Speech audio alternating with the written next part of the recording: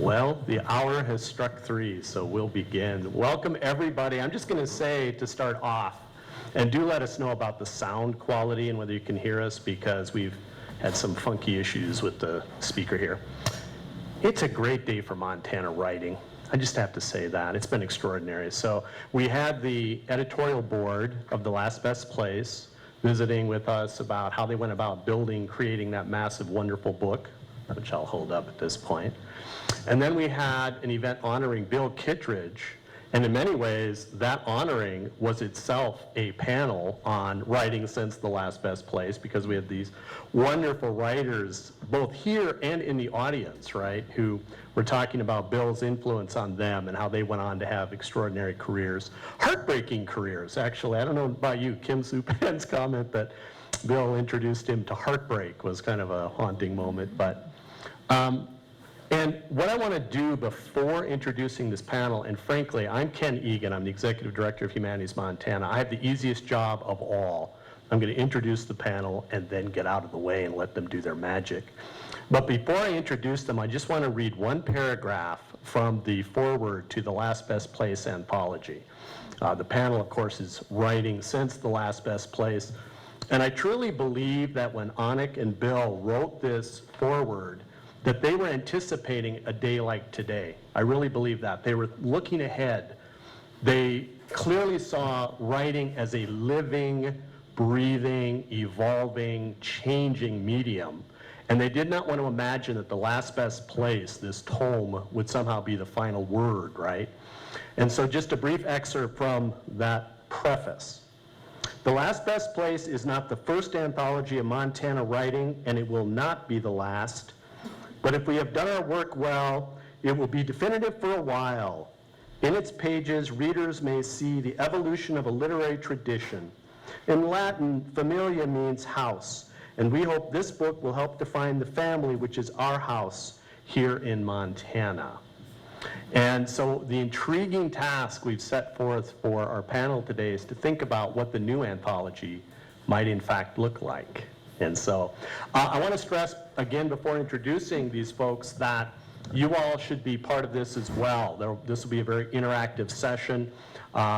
Each of our panelists will share comments, remarks, they'll talk among themselves, but we very much want to hear from you. So let me introduce our panel. Natalie p10a has an MFA from the University of Montana. Her poetry has appeared in Blackbird, Sonora Review, and Strange Machine, among other journals. Selected poems have appeared in the anthology I Go to the Ruined Place, Contemporary Poems in Defense of Global Human Rights, edited by none other than Melissa Kwasny, as a matter of fact.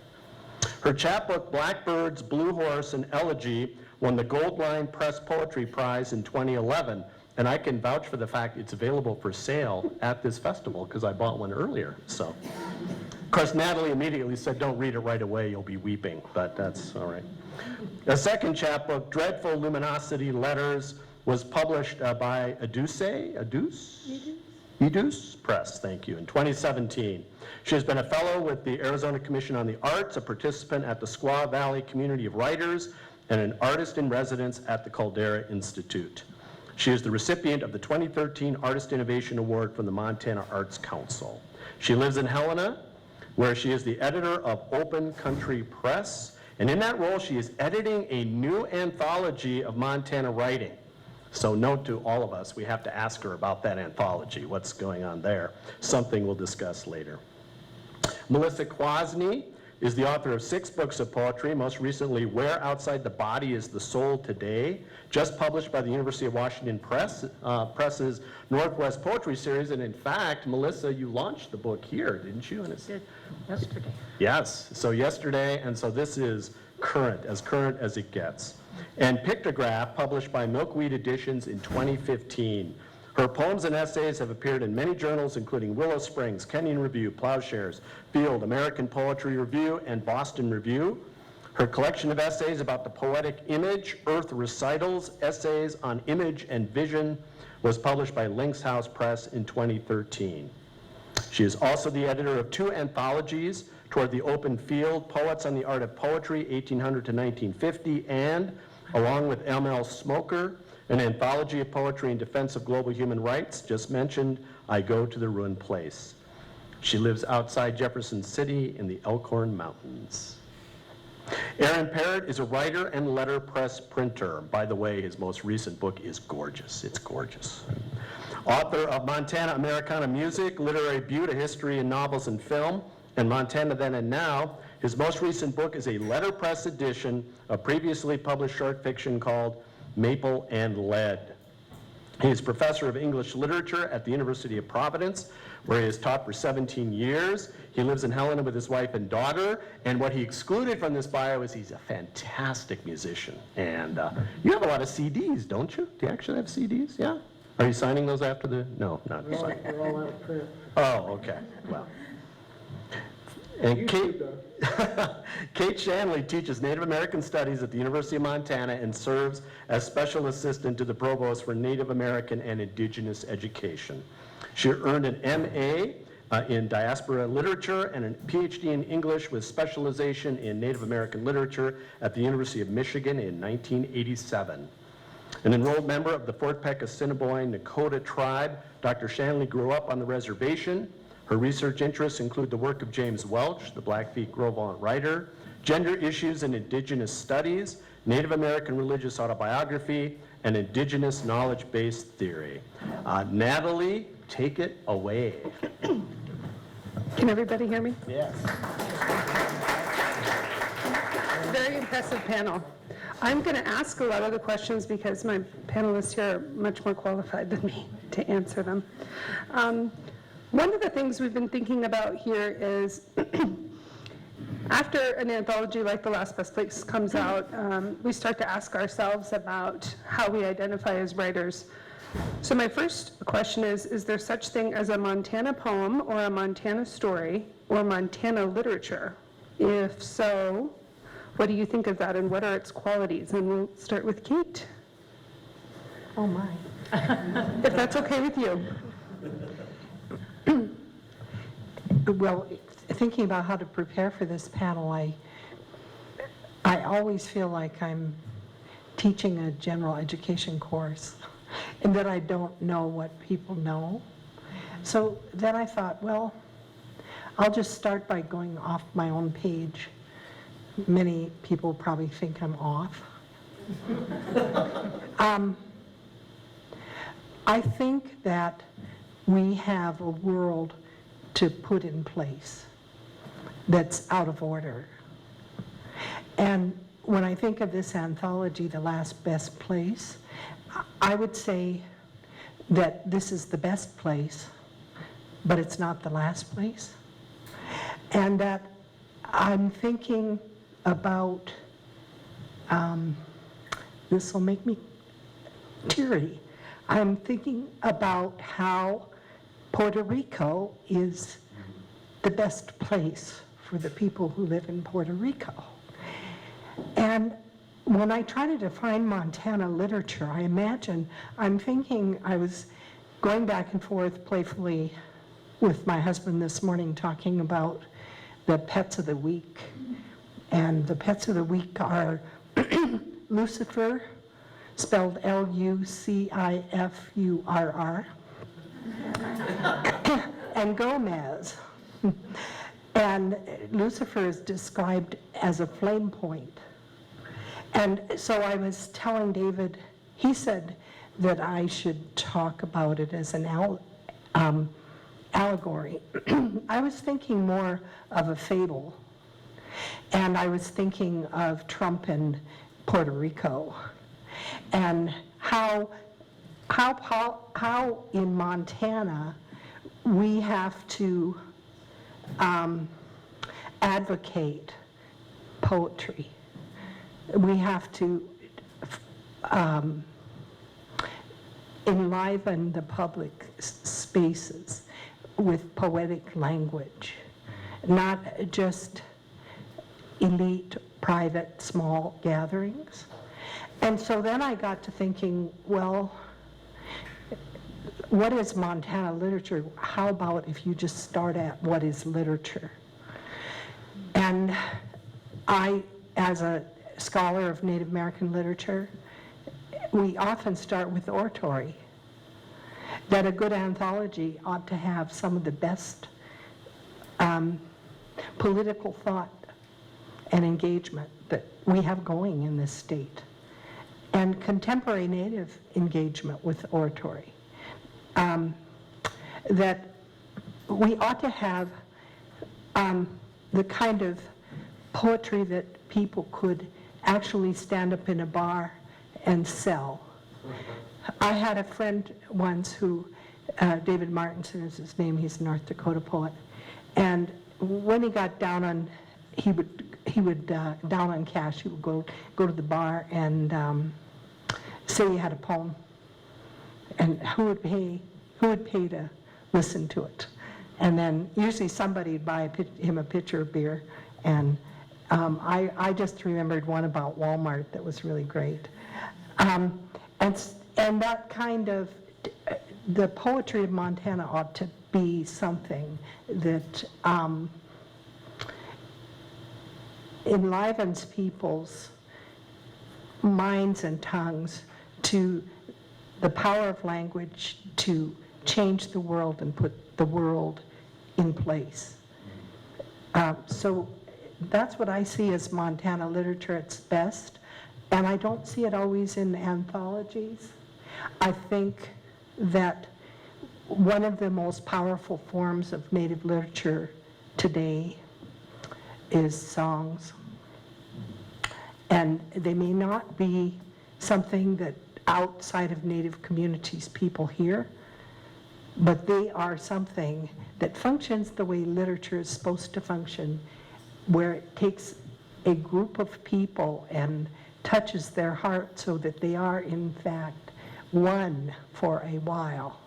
So that's what I think about Montana literature. Thank you. Aaron? I teach classes in Montana literature as part of the curriculum in the English department at my school, but I always struggle with that question, what is Montana literature? Just like, what is literature?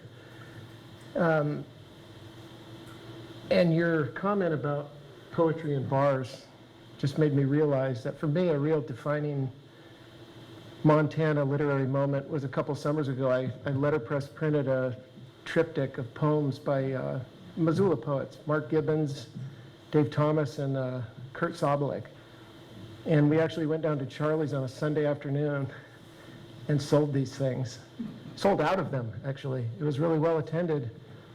But what I remember about it was I went up to the bar to get a drink before it all started, and the locals who were there probably every Sunday saw something going on, and they're like, "What's going on over there?" Somebody said, "I think there's going to be a poetry reading." And one of them said, "Really? God." But I was just amazed that you could have a poetry reading on a Sunday afternoon in a bar. It seems a real Montana thing. There might even been some dogs in the bar that day. But the larger academic question of what is Montana literature, I struggle with, because I really don't think there is a definition you could come up with. Do you have to be born here to be a Montana writer? No, because some of the best writers associated with Montana are not from here. What if you're from here and you write about New York City? Is that Montana literature?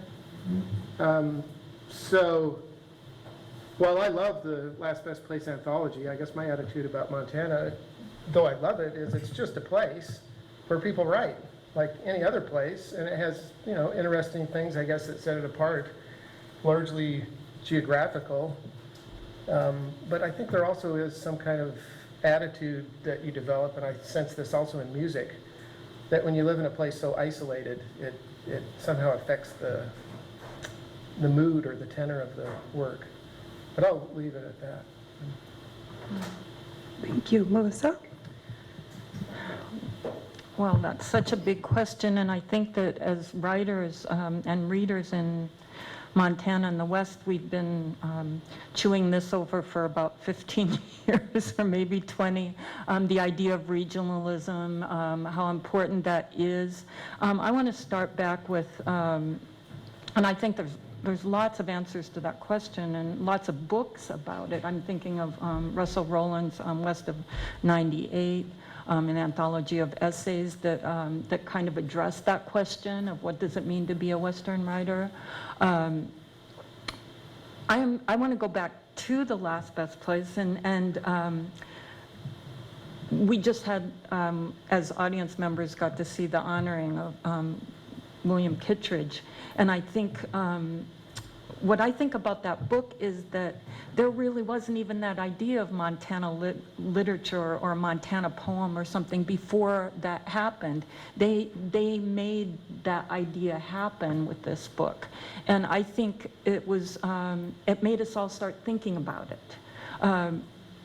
I'm grateful for that. I saw what happened after that, that there were, and it was a big book, and they were trying to be so inclusive, and it took that, it took that much to try to be that inclusive, and still people felt outside. You said the house in the introduction. People still felt outside the house because that's what happens when you start saying Montana poem or Montana literature. There will be people who feel outside that label. Labels are important. I was having this conversation with my friend on the way here about, do you want to be a Montana poet, or do you want to just be a poet? Do you want to be a Montana novelist? How does that help and hurt not only you as a writer, but how does that help literature? Do you want to be a queer writer, or do you want to be a writer? Do you want to be? Do you want your books to be on the little shelf in the bookstore that says LGBT literature, or do you want to be in the main shelf? What we talked about was both. You want both, and in an ideal world, we want people who really want to read about Montana to be able to find those writers, and also for those writers to be people who just want to read a novel or a work. So I don't know the answer to that, but I want us to think about how do we do both? How do we have those books in both places, not only on the physical shelf, but on the internet shelf and on the critical shelf, that we look at both things. Because I don't know how do you have to be born here, or do your parents have to be born here, or do you have to write a poem that has certain tropes in it in order for it to, you have a fishing pole, or you have an elk or something, but or do you have to have it? Or are you not a Montana poet if you don't write about those things? I think those are silly surface questions. The bigger question is, how do we appeal to all readers, and at the same time those readers who are particularly interested in subject matter? Maybe they're interested in if you were born here or not, but probably not. So I wanted to say that I love, and I just want to add that I love what Kate said about being one for a while. That to me seems the most practical and pragmatic idea about Montana literature, that we think of ourselves as being together for a while in a common enterprise, whether it's doing readings, like you said at Charlie's, or whether it's that we come together in this book festival and we all agree that we have something in common. We love books, and so we're here for a while creating something. I like that idea very much. Thank you, everybody. Does anyone in the audience have a question or a comment based on that question? Thinking about inclusivity, we've had several anthologies from Lowell Yeager, Poems Across the Big Sky, 1 and 2, that made a huge effort to be inclusive and include poets from all over the state, which I found to be awesome. I think that sense of inclusivity is the world I want to live in. But I hesitated to submit a poem to him because I'm like, I don't write about Montana. I don't write about the sky really. I should. I'd probably be better off. But I tend to write about other things. So and I'm not from here, and I wasn't born here. So I don't know. I don't think I'm a Montana writer, but I do know that I've met some of the coolest, most talented people in this place, and I think that's what I would like to highlight is just like this stunning level of intellectual and creative activity in this place. So that's a lot more complicated than it sounds.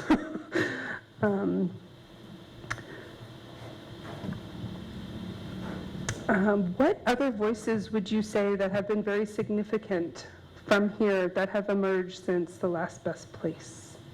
Can you think of any defining voices that have emerged since The Last Best Place? Kate.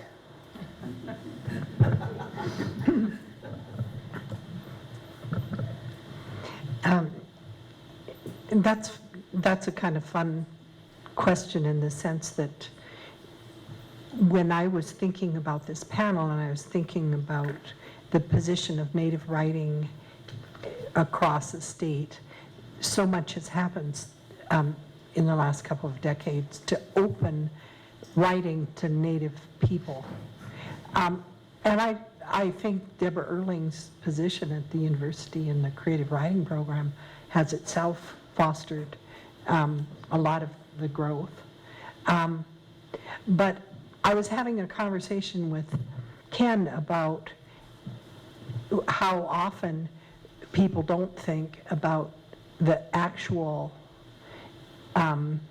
when thinking of Native literature, they don't think of the fact that Native literature is really a diasporic literature, that Native writers move between homelands and urban centers, and also there are those writers who return to their roots. And one such writer is Stephen Graham Jones. He is a Blackfeet, enrolled Blackfeet who grew up in Texas. And I can't even tell you, I wrote something about, I don't know, about 6 months ago, but I can't remember. I counted, he had 20 some novels. And if you want to YouTube him, he has everything I know about zombies in 10 minutes, YouTube. And he also has a wonderful thing about advice to would-be Native writers.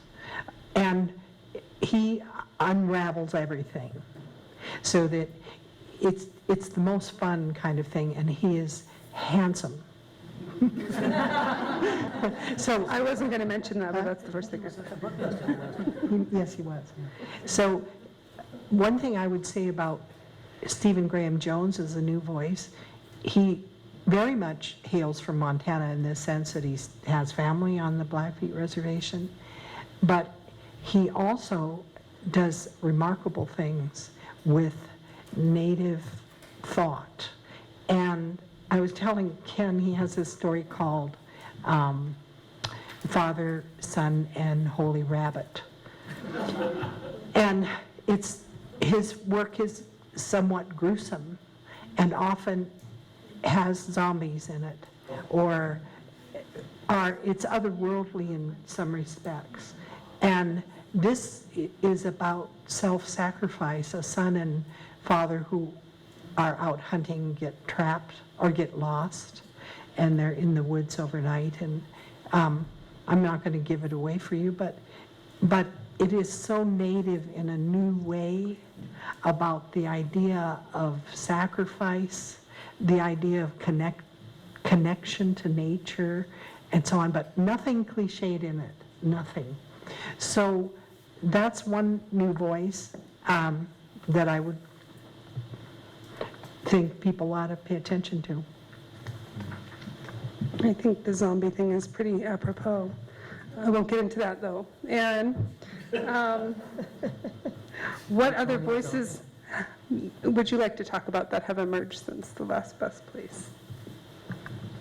Without just going into a long list of all the great writers who have shown up since this anthology was published, I guess I would approach the question by looking at anthology in general, like, how do you put together an anthology? It's a great word in Greek. It means basically collecting flowers.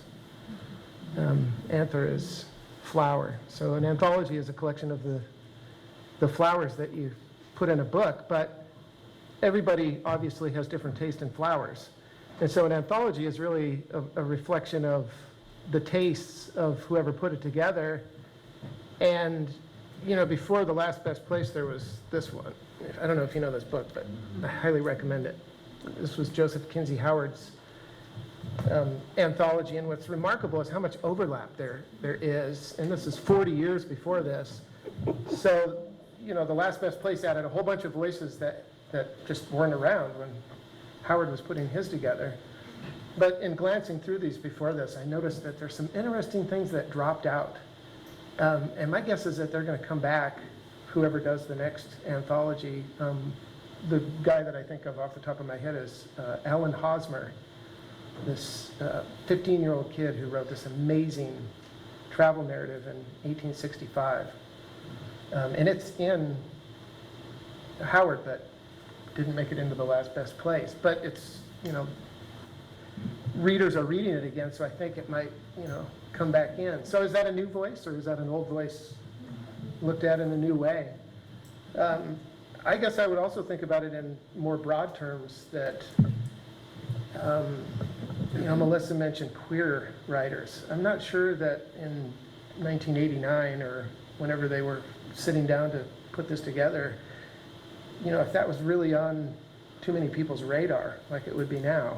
Except for queer people. Except, right, yeah. And so suddenly that's a general voice that gets added. I'll leave it at that. I don't know. Yeah, that's good. Everybody in here, and I'd love to have other people, because I'm going to miss things. I'm going to miss lots of things here, but everything's happened since then. I mean, that's a long time period, but Montana literature is so vital, and we have so many great writers, and a lot of things happened. But one criticism that I made, because I was a young feminist, and I counted. Everybody counts women count. Like, they count how many women are in the table of contents. Maybe men don't know that, but we always do that. And we even figure out the percentages. And so one thing about The Last Best Place was it was a little short on. Well, it was a lot short on women's voices. And one thing that happened was Carolyn Patterson came out in 2006 with her anthology, Montana Women Writers, A Geography of the Heart. When she did that, no one could believe it took until 2006 for just an anthology like that to be published. But it created I think anthologies do. I agree with you, Aaron, that it's when they seem definitive that people feel left out. And there's always going to be people left out, because you can't know everybody and know everything when you're doing it. So, but her anthology really came out and introduced a lot of people who had been falling, over the edge. Drum Lummen in Helena started publishing people like Frida Fligelman or Grace Stone Coates, people who had fallen off the edge, as you're saying, historical figures. Aaron's actually you're taking over Drum Lummen, aren't you?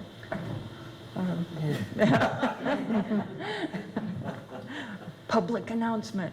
But anyway, Drum Lummen did a lot, not only with their online, Rick Newby founded it when they had an online journal for probably, 10 years, Roger, or something, where he published lots of people and lots of criticism, which we really needed in Montana, people looking critically at regional work, but also publishing, had the publishing arm of people historically who had been marginalized, and now just came out with Carolyn Patterson's book of short stories, which is long overdue.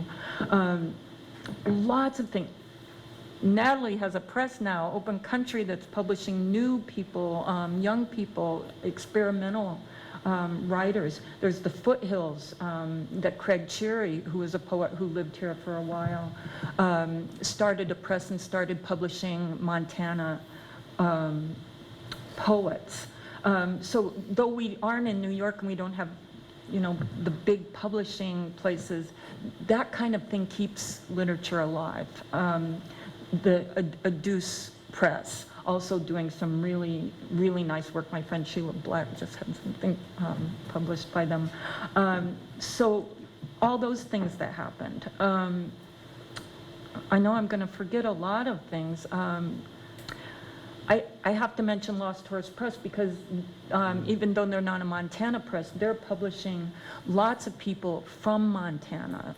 And Henry Reelbird, when he was poet laureate, they came out with his book and we had that there. So people doing lots of that work in common enterprise, more than I could talk about. As far as voices go, there's too many to mention. We could do a last best place of new Montana poets, and it'd be bigger than that. There's so many. And the university. Universities, that when Last Best Place came out, it seemed, one of the criticisms also was that it was Missoula-centric, that it was coming out of a program here and had just ignored the whole eastern part of the state. And Margaret, you're nodding. But what happened then is that people started, those bridges were built because of those criticisms, and there's all those great writers in eastern Montana and poets now who are connected more to Missoula and Missoula vice versa. So I think just amazing things have happened. And the book festivals. We did have book festivals for a while in each town, which really built audiences and writers. But now this one, so happy that it's still here. Yeah. Great Falls still has, Yeah. every year. So, Well, I was thinking about how I recently moved from Missoula to Helena, and I've been able to conceptualize of a life outside of Missoula now. It was hard. People exist everywhere besides this town. And it really helped me look out, and in the process of working on the anthology I'm working on, just get in touch with people from all over the state and go to things in other towns that I wouldn't have gone to because I can just walk down the street here, and why would I make the effort? And just realize what literary and educated and interested population we have for such a vast rural state.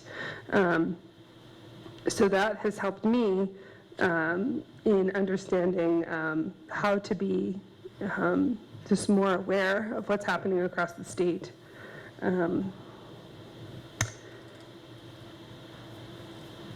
So the Last Best Place contained very few works by contemporary American Indian writers. Palms Across the Big Sky has a substantial amount of Native voices. And then the New Montana Story and the Best of Montana Short Fiction included only Deborah Magpie Erling, who I love Deb. I don't know where she is, but I love her. There's a Northern Cheyenne writer named Adrienne Jawort, who's published 2 anthologies devoted exclusively to stories by Montana Native American writers, Off the Path, an anthology of 21st century American Indian writers, and Off the Path, Volume 2. Do you feel that Native American writing is receiving sufficient attention in Montana today? Have we improved the situation in the last 30 years since the Last Best Place? Kate? Well, first I want to say just an aside thing, that the university, as you all know, is going through incredible budgetary times. And we recently were told that the library was going to have to take a $700,000 cut. And when Melissa was talking, I was thinking, please donate your books to the library. Make sure that contemporary writers' books, if you buy one for yourself and buy one for our library, so we can keep the collection up and not feel a gap, and also give to the library. I still believe in books, you know, despite the internet and Facebook and all the things I love. So that's just a side plug. You know, I appreciated what Erin had to say about this anthology that I've never heard of that's 40 years before, the Last Best Place. And I'm currently working on an article on a book called Seven Visions of Bolage, which I think of as the quintessential Montana story of place, that Bolage was born in the first part of the 19th century, and he set about at the age of 12 to become a man of significance in his tribe, and cried at the spot where the feathered pipe would have been kept on a tripod and with a constant fire underneath it and so on. As the camp moved, he would stay behind and pray. And eventually, the ancestral spirits or spirits came to him, and over the next, until he was 40 years old, he had a long internship with the spirits in the Seven Buttes around Fort Belknap. He's Gros Ventre, or Ainin. And he committed that story, and this was his life story, and it's shaped very much by a numerology that is traditionally native, and it's shaped by geography. It is, as I say, the quintessential Montana work. The reason people don't think of it as Montana literature is that we're moving to a place finally where we're beginning to recognize Native people not as anthropological subjects, but as people unto themselves who have agency and so on. His book, there was a designated storyteller to whom his book was told, and she was, his daughter, Garter Snake, was tasked with remembering it in all its detail. And then when the WPA years came, Fred Gahn, who was also Gros Ventre, wrote it down from her. And then in the 1970s, Horse Capture got it out of the archives and reshaped it and published it finally. So it's a narrative that has always been in Gros Ventre hands, which is real significant. And there's a kind of veracity to it that comes out of the oral tradition that's extraordinary. So I say all of that by way of saying place-based literature's not dead either. That there are, and being the tropes of being in place are all the more important today than they ever were. Even with diasporas and other kinds of personal literatures of identity or vision or politic or whatever, that there is a very important place for those literatures that value our home. And that's one of them, I think. I edited a volume comparing Montana art and history, Indian art and history, with Sami of Norway, called Mapping Indigenous Presence. And I was struck by the important similarities between Sami people's oral traditions in locating themselves where they are in their own flora, fauna, and so on, but also where their ancestral spirits abide. So Native literature today needs to have that piece in it, as well as the new voices that come out of other kinds of places. So it's more of a call to action, I guess, than an actual enumeration of authors, but Comments, Erin? Can you repeat the question? I won't read the whole thing, but Just- do you feel that Native American writing is All right. receiving sufficient attention in Montana? Like Melissa indicated, some people look at the table of contents and do, quick percentage analysis of representation. And just as an exercise, I compared this from 1946 to the last best place a couple of days ago. And, I'm not sure if that's even a good way to do things. But, if you take the model of the US Senate, which is 100 people, how many of them should be women? 50% at least. At least, if not 51. I think it's more women than men. Okay, so if that's your model, that you want sort of equal representation, then 10 of those senators should be black, and 8 should be Hispanic or whatever. 10 should be gay, 10 should be left-handed. If you did that for this, actually Howard, because the Native American population in Montana is about 6%, maybe getting close to 7 now, he has 5% representation in here, so that's pretty close. But when it comes to women, less than 10%.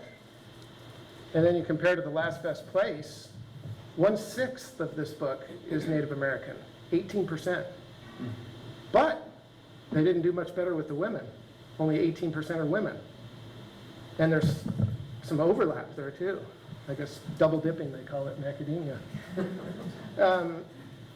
So I don't know what that means or how you would interpret that, but I'll leave that question and say it's one thing to then rectify that oversight by having an anthology of women's writing, which I'm very grateful for, and I think it's a great thing. And Adrian's books, Off the Beaten Path, are all Native writers, and again, they're great. But I guess I would be interested in having Adrian or Carolyn Patterson just do an anthology of Montana literature and see what they pick.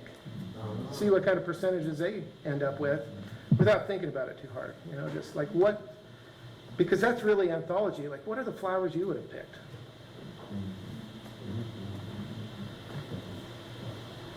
Melissa? It's a little more complicated. Just in that it's not just what you like, it's what you are used to. I'm just wondering about your last Or point. think is great, really, the yeah. idea of an anthology. What is Right, great? Right. I think that's complicated. It's complicated by race, it's complicated by gender, it's complicated by age, it's complicated by all those things, what you like. So I think anthologies are great to do as long as, we're saying, this is what Aaron thinks the best literature in Montana is. Right. Anyway, I just had to reply a little on that. But I want to, first of all, say that Lowell Yeager has done a tremendous job in Montana with those anthologies, especially asking people to, Native people to include, if they are writing in their native language, to include that also, to have it be bilingual. I think that's the first time I saw that in a Montana published book, and that's wonderful. It was wonderful to go to some of those readings and hear people read not in English.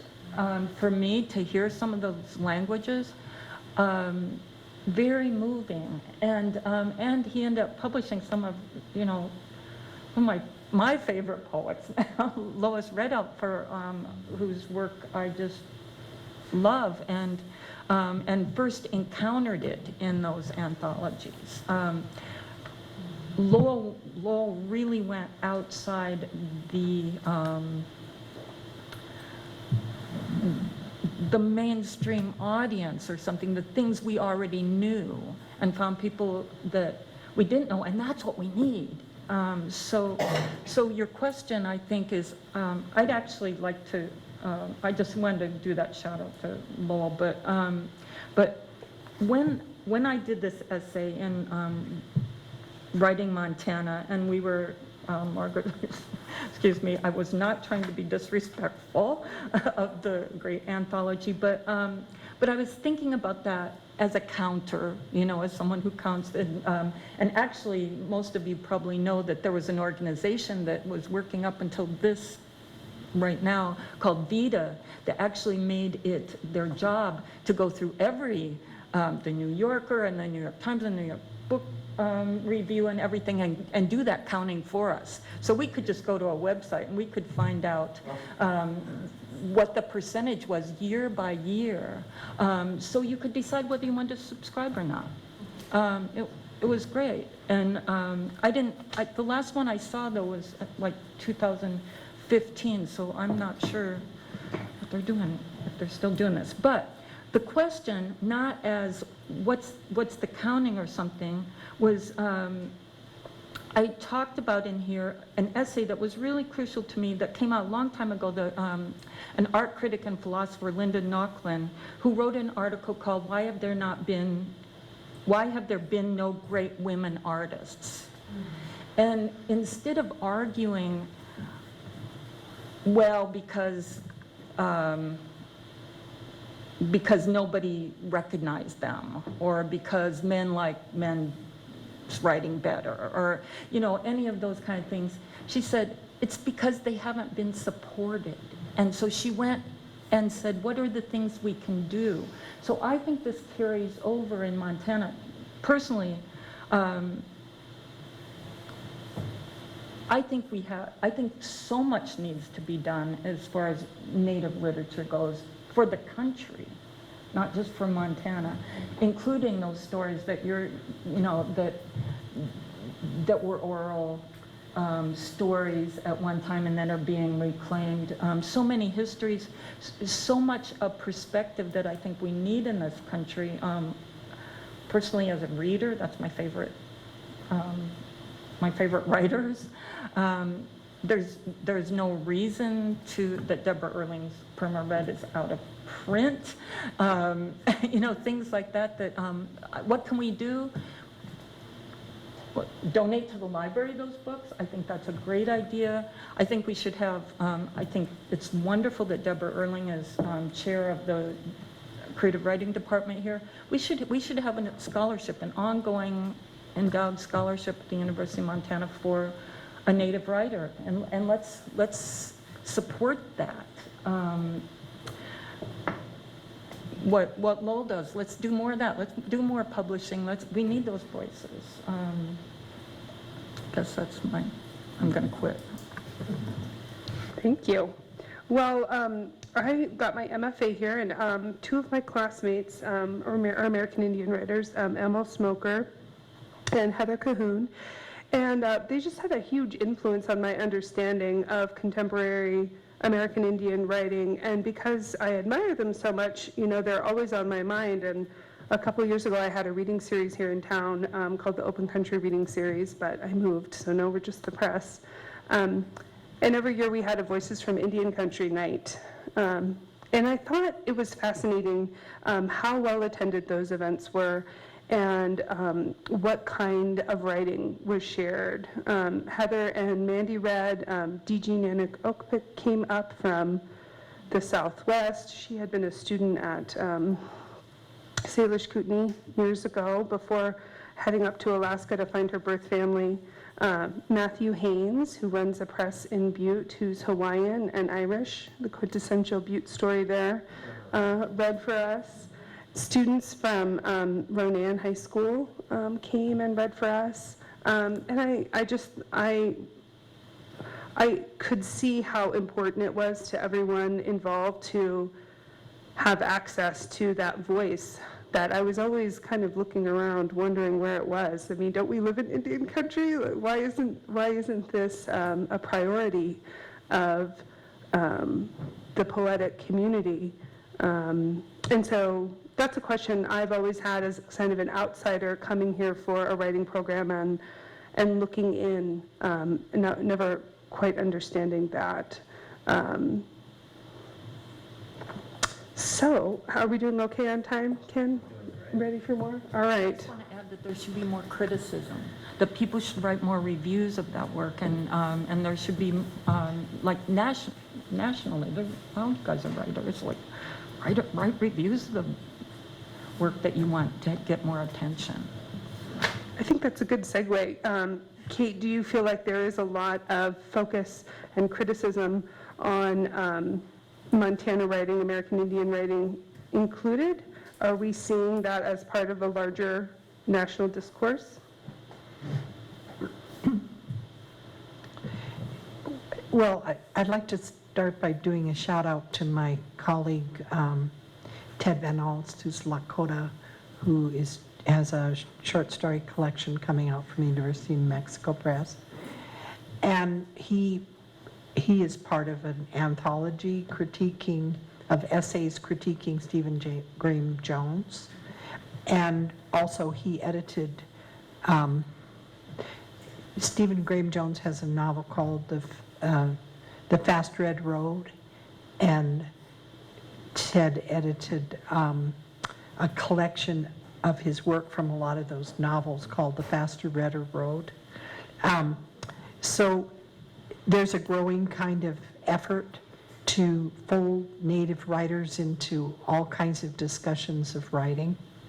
And I think David Moore has written about Heather Cahoon and Vic Charlo and other writers like that. And I have an article in Living Words, is that what that's called? Living Spirit? The collection about poetry on James Welch. And I've written a lot about James Welch in my life. So it's a growing body of literature. But as I was mentioning about the book I edited, my interests these days have gone to global international. So in that global kind of conversation, there's lots of mixing of indigenous voices from everywhere. So it's up and coming. But it's when we started out, and Melissa said something about how many years, 15 years or something, there's been this discussion of regionalism, and it gets really tedious. And some of what Erin was saying about the percentages and the bean counting and all that kind of thing struck me, that idea that we can't kind of have a certain ease, intellectual ease. We do need to have that. And it isn't all about percentages exactly. But the last thing I would say about that is another shout out to Roger Dunsmore for the work he did teaching women in prison. And I'm thinking about all the voices.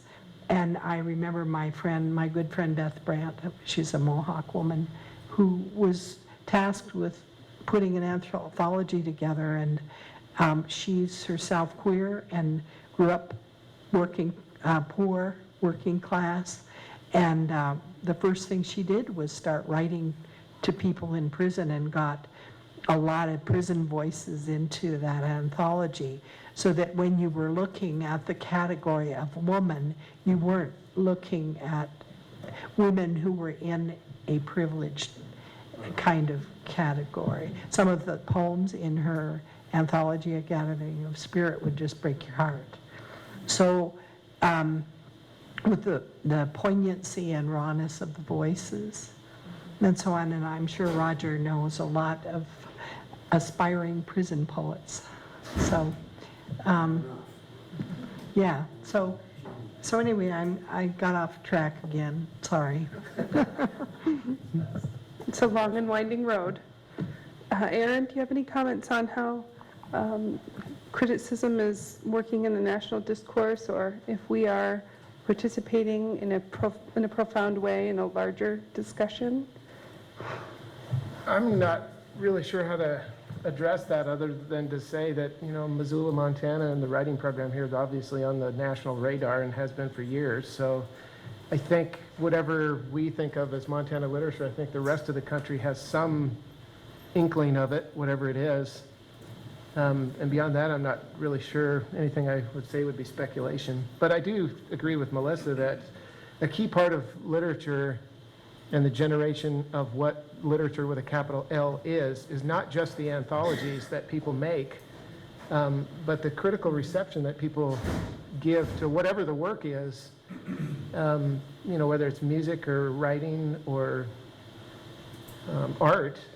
You know, there has to be that critical discussion of it in order for it to somehow qualify as literature. Otherwise, it's just writing something somebody published. Not that it doesn't have value on its own, but, you know, at least in academic terms, that's the critical part has to happen. And I think Drumleman actually is working on another book of Montana literary criticism. So, if that's the question, I think there needs to be more of that. Yeah. I know there was one that came out of U of M maybe 10 years ago now. So when is it coming out? Do you have a publication date? You know, everything is real fluid, so Okay. Won't push it. within the next year or so. Okay. But we are about to publish Roger's collected poems. So there's my shout out. What advice would you give a young Montana poet wanting to establish herself in our scene and in our state? What are the resources? What advice would you give? I'll start with you again, Kate. I think I'm just going to, for the sake of time, let these folks answer that. Yeah, great idea. I'm going to let you two answer it because you're the poets. Oh, I think we should, Or writers in expand. general. How about that? Writers in general, Erin. Yeah. Does that? And this is the general she that counts for both genders. Thank you. Right? Yes. Right. What is a writer? What advice would you give for a writer trying to establish him or herself in Montana right now and be part of a larger movement, as it were? And the question's going out to you.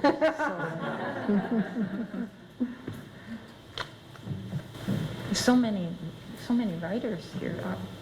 So what would you say? What would help? Get to know the writers, find other writers. Find other writers. Get to know other writers, find other writers. Who's doing the stage? Who's doing the readings?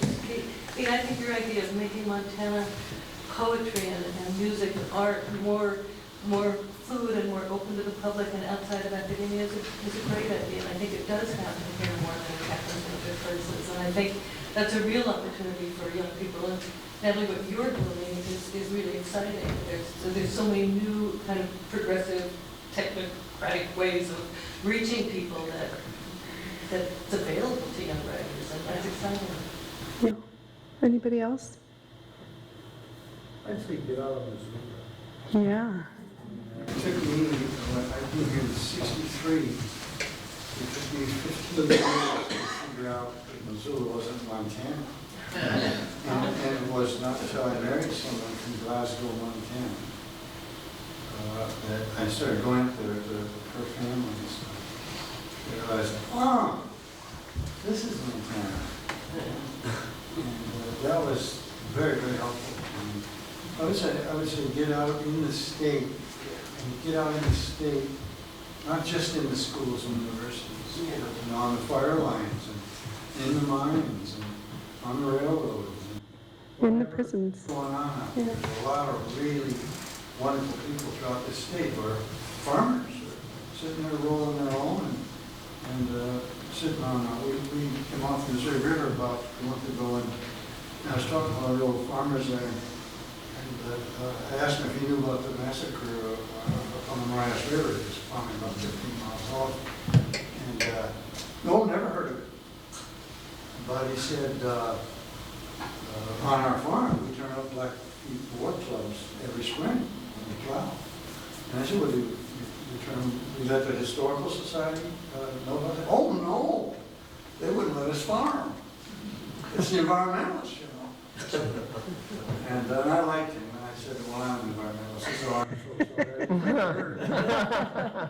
But there's a lot of people out there doing a lot of different kinds of work. And they're out on the land. They're still there. I'd encourage young Montana would-be writers to get out there and mix it up with the people on the land as much as you can through work. Jim? This may seem like heresy at a book festival, but one of the differences between 1989 and now is the multimedia accessibility. And that can open a lot of doors, music-wise, for an anthology, you know. I mean, I'm thinking of a lot of different, broader vision of literature, maybe, that has changed. Lost Sounds, Montana. Lost Sounds, I just looked that up. Yeah, you know, I was thinking while we were talking about this that I recently wrote a book about musicians in Montana, and I interviewed a lot of kids, you know, teenagers to late 20-somethings. And because of the internet and because of, you know, this whole entrepreneurial spirit, you might not have to tell these kids anything other than go find other people just like you and find out what they're doing, because these guys are making their own stuff. It's a whole movement called DIY. They just, you know, they put together a CD, they figure out how to record on their desktop and how to distribute it and set up these networks. It's amazing. So maybe the question should be, what can we learn from them? But I mean, that's what I would say is, you know, go find these other people that are interested and just do it. I guess, you know, one of my regrets is I recently just turned 50, and I'm thinking, you know, I just, in the last decade, have figured out a lot of stuff I wish I'd figured out in my 20s when I had energy. When you turn 60? I saw a hand back here, didn't I? Did you have your hand up? I apologize, I'm from out of state. I love coming to Montana. We had a program in the public schools called Art Literacy, and we parents who didn't think we were artists would take an art class. We'd have a local artist come into the classroom, and they would teach us the art, say if it was perspective. So in this case, you could translate that into writing. Today we're going to study a poet. How did they craft this? And then the parents, because of the defunding of the arts, the parents would then take that and go into the classroom. So it was perfect for like the p10a mission, because you're teaching the parent how to better support your child. And so many of us thought we weren't artists, and so many of us think we're not poets. And I don't think of myself as a writer, but I'm really inspired now coming here. And so starting with the children, the very little children, because we're now pushing our kids into careers rather than education for just the love of education and the love of writing. And so I would start in the preschools and go into the classrooms, teach the parents, have the parents go, you know, just, it steamrolls it. Anyway, that's my thought. Yeah, I just want to piggyback briefly on Roger's point about get out of Missoula. One kind of writing that I see underrepresented in Last Best Place that I think is incredibly important is more urban writing in Montana. And because I lived in Billings for 17 years, I think about a writer like Craig Lancaster or a Carrie LeSueur who are writing about urban spaces. And I think about Richard Ford. Great Falls is another of my hometowns. And he has, you know, Canada's brilliant on that space. And even Tom McWayne, you know, the guy who resisted regionalism and continued. But many of his short stories, you know, are set in urban spaces. And again, going back to Lowell's wonderful collections. A lot of those poems are located in urban spaces, so I just wanted to get that in. And I wanted to give you a chance to talk about your anthology, because there's a presence in the room that I have not acknowledged yet. Rick Newby could not be with us today. Rick, in many ways, helped us to put this panel together and ask these questions. Rick had to go to San Francisco for a family issue. But Rick wanted me to ask you, Natalie, to talk about your anthology in process. Are you encouraged by what you're seeing? Are you surprised by what's emerging for you as you put that together? Yeah, I mean, so through my experience at the Open Country Reading Series and living in the state, you know, I've just seen so much going on in the literary scene post Last Best Place, which was inspiring to me. You know, it was one of the reasons I wanted to come here and try to be a cool Montana writer. I'm still trying, but so one of the ideas that started to develop as I worked on the reading series was, you know, trying to record some of this experimental work and fresh, innovative stuff that I saw that my peers were doing, or people that came to this series that I had never met before were doing, as kind of a continuation or a conversation with The Last Best Place. So I set about doing that, and I can tell you, it is hard to put an anthology together. But we did a call for submissions, and the anthology as it stands will have over 70 Montana writers in it from all over the state, and a bunch of them are in here. You can raise your hand if you're in the anthology. I see some of my girls right here, and some people I just met today. And they don't all live in Missoula, which is crazy. I saw a lot of people submit work that, you know, in a way had nothing to do with Montana. Some of it was place-based, but a lot of it is just art, and however that comes out. And so that really inspired me. And the title of the anthology is Bright Bones, and I was inspired to call it that when thinking about all of this just glowing talent across the state. And a visual artist from Butte named Kelly Packer gave us permission to use a painting of hers, which is like vertebrae. It's hard to describe. I've been showing it around all day, but it's really beautiful. And I loved the idea of a new way of looking at a kind of stale trope. And what has surprised me so much through the process is how many people are creating amazing work way in the middle of nowhere, and how many people want to be involved in a literary movement.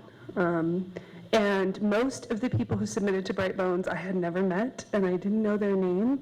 And I was so excited that they got an email or a Facebook post to be involved, that somehow it was reaching out there. And so I think that an anthology can be defined by what it includes, but also what isn't included. And definitely since working on this panel, I have thought a lot about how to be the most inclusive and also critically aware of what is in the anthology, and also not exclusive. So it is always easy to sit back and criticize, and then when you get to work, you realize you're getting in some muddy water. But the book is in production, and it will be released in early 2018, and we're going to have book parties across the state. We'll have one in Missoula, and one in Helena, and one in Whitefish, and one in Billings, and we'll see how it goes from there. But I think I would never suppose that it could stand up to a book that was made by a panel of academics and published by a university press. You know, this is an independent press of a couple of women getting together and trying to do this. But I think it's just part of a continued discussion that I just want to be part of, and it's an awesome discussion. It's really powerful and dynamic. So I hope you will buy it. And I hope you will come to one of those parties.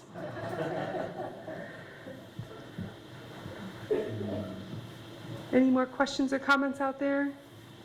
I just wanted, on your question about identifying as Montana writers per se, also kind of combining that with the wider question of consumption or criticism, that I just want to remind most of the people here probably remember in 2001 we had a number of French writers who came for the Montana Festival of the Book, and the Parisian, is another city of full writers, and they identify very much and love Montana writers. So I think it's a good cachet, and I think we can continue to celebrate it. Are you suggesting we have a book party in Paris? Is that what you're suggesting? Yes, absolutely. Okay, all right, I'm down.